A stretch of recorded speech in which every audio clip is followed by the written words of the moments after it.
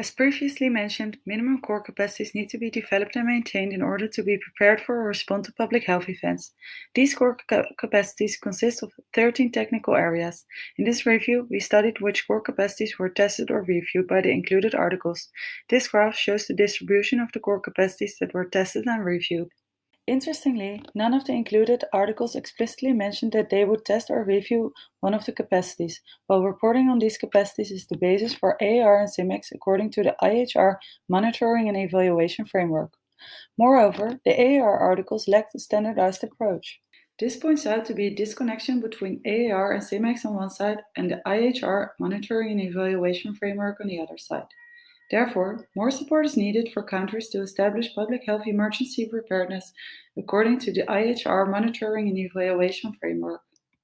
Many interesting lessons learned and best practices per core capacity emerged from our study. I will elaborate on the two most important ones. The first one is regarding core capacity 2, IHR coordination and national IHR focal point functions. Multiple articles highlighted the need to refine or develop international collaboration and information sharing. For example, one article described the response to a cross-border outbreak of extensively drug-resistant tuberculosis under international students of a Romanian university. They reported that sharing information regarding drug susceptibility between countries resulted in rapid control of the outbreak. Multiple articles reported on this lesson learned, indicating the importance of international collaboration and information sharing to improve public health emergency preparedness.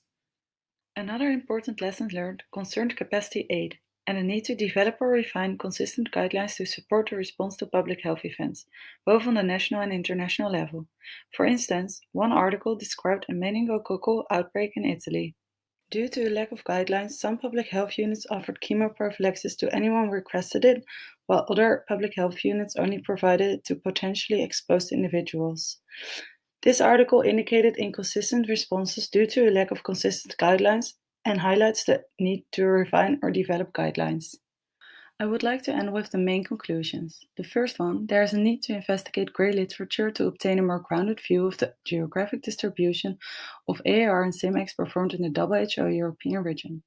Moreover, there is a need to provide more support to overcome the disconnection between AAR and CIMEX and the IHR monitoring and evaluation. Third, the importance of international collaboration and information sharing during a cross-border infectious disease outbreak was highlighted. And finally, the importance of consistent guidelines was highlighted as well.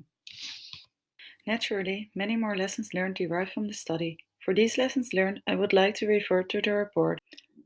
Thank you for your attention.